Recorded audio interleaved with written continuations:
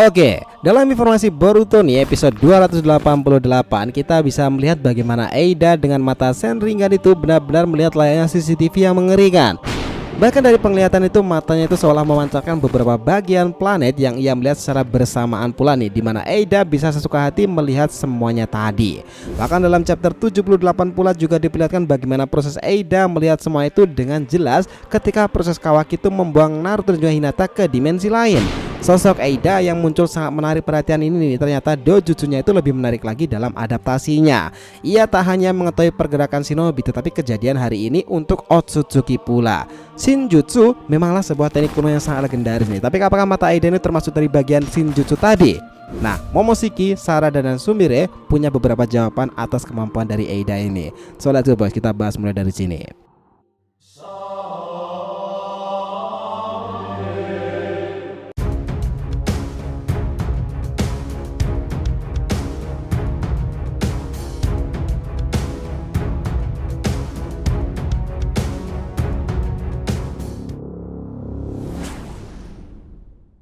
Yo nakama, Shinobi DRTV, welcome back again.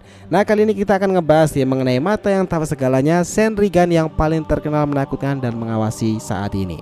Oke, biar nggak salah persepsi silahkan simak sampai akhir ya. Jangan lupa like dan kasih respon di video kali ini. Kita lanjut. Nah, dengarkan ini baik-baik. Pertempuran Boruto dan Kawaki itu menggunakan karmanya sendiri. Bahkan Eida itu telah mampu melihat kejadiannya secara jelas dan juga detail. Adegan itu menampilkan mata Eida yang sangat fokus seperti bayangan alam semesta berada di dalam kelopak mata itu. Nah, Eida melakukan itu memang menjadi antitesis sederhana nih. Benarkah itu semua itu bagian dari Shinjutsu? Nah, Momoshiki yang notabene adalah Otsutsuki saja waktu itu sangat bingung dengan Eida ini. Nah, soal kemampuannya beberapa memanglah bagian dari Shinjutsu, tetapi untuk kasus mantra penggoda sendiri dan teknik matanya itu sesuatu yang di luar nalar yang sulit untuk dimengerti.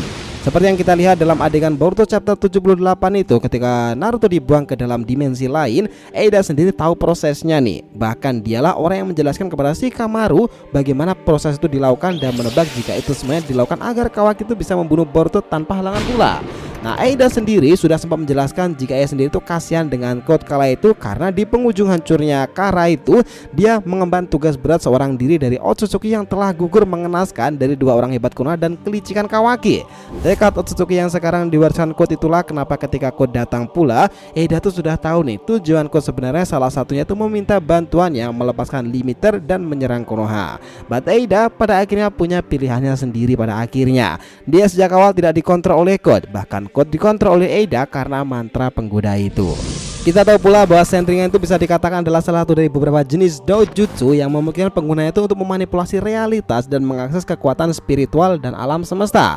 Kekuatan Senringan Eida itu jauh lebih kuat nih daripada kebanyakan anggota klan Otsutsuki. Dan kemampuannya itu untuk melihat ke masa depan dan memanipulasi realitas itu membuatnya menjadi salah satu ninja yang paling ditakuti di dunia Boruto sekarang ini.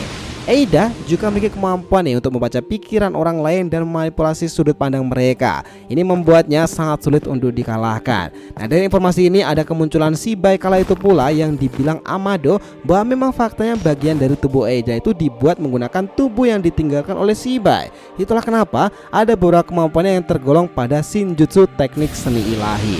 Namun seiring berjalannya waktu, Eida itu mulai merasa terikat nih oleh kekuatan dan merasa kesepian karena dia tidak dapat berinteraksi dengan orang lain tanpa memanipulasi mereka. Kekuatan Senringan membuatnya merasa terisolasi dan tertekan nih, dan dia mulai mencari cara untuk melepaskan diri dari pengaruhnya. Itulah kenapa orang yang tidak terpengaruh oleh Eida sendiri adalah bangsa Otsutsuki, dan yang kedua adalah saudara yang sehubungan dengannya.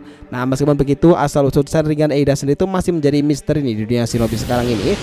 Nah, terdapat beberapa teori nih tentang asal-usul klan Otsutsuki sendiri dan hubungannya dengan Eida. Nah, tetapi belum ada informasi yang pasti tentang asal-usul Senringan Eida itu secara khusus.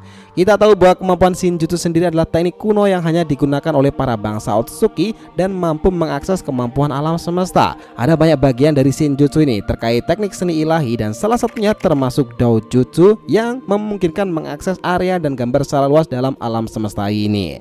Jika digambarkan lebih sederhana lagi, kemampuan ini dapat mengubah sudut pandang orang lain dan mempengaruhi keputusan mereka, serta melihat ke masa depan untuk mengantisipasi gerakan musuh-musuhnya juga.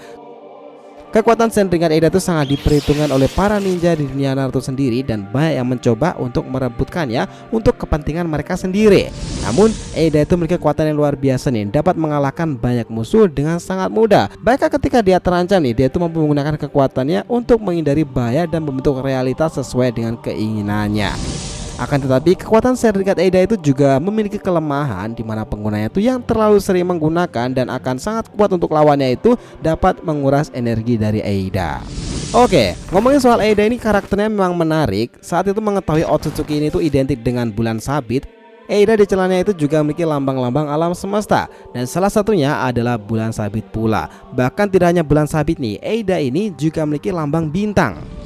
Tetapi yang menarik itu sempat terjadi di chapter 76 kala itu ketika ngebahas lebih lanjut soal Eida, di mana orang-orang seperti Sarada dan Sumire itu tidak benar-benar terpengaruh olehnya. Bahkan teori itu mengatakan merekalah dua orang yang bisa saja membunuh Eida di masa depan nanti. Bahkan di ending chapter 75 sampai 76 kala itu ada beberapa bagian penting perihal Sarada, Sumire, dan Momoshiki yang ketiganya itu membahas Eida. Nah, di sana itu bahkan ada Shikamaru juga yang terlibat dalam percakapan di sana. Kira-kira prolognya itu seperti ini. Eida ini memikat semua orang dan tak peduli apapun gendernya. Dan ini hanya saudara-saudara dan Otsutsuki yang tak akan terpengaruh. Ini tentu tak akan mempan pula nih pada Boruto dan juga Kawaki maupun adiknya Daemon. Nah, dia itu juga bisa mendengar nih percakapan serta benar-benar sedang berada di sana. Dan itu juga membuatnya tuh bisa melihat ke sebuah masa lalu sekalipun. Ya walaupun begitu, dia itu tidak bisa melihat hal yang terjadi sebelum dirinya lahir. Jadi untuk saat ini dia itu hanya bisa kembali melihat sampai 16 tahunan yang lalu. Shikamaru mengatakan seperti ini nih. Kalian adalah orang yang bisa membunuh Eida. Kau paham maksudku kan? Kalau mereka sampai tahu, nyawa kalian akan dalam bahaya. Sarada, Sumire, dan jangan dulu kau beritahu siapapun lagi sampai tahu ada yang tanpa sengaja membocorkannya.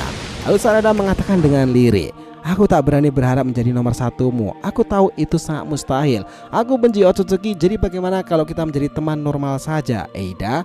Dan kalian dengar ini, lupakan sejenak masalah soal mengatasi Daemon. Kalau terjadi sesuatu di masa depan nanti, Konoha itu harus menyatakan kalau Eida itu adalah musuh kita, maka orang pertama yang kemungkinan harus membunuh dia kemungkinan besar adalah kalian berdua. Lalu tiba-tiba Momoshiki muncullah di pikiran Boruto setelah berpikiran lama. Aku paham sekarang, identitas sebenarnya kemampuan pesona Eida.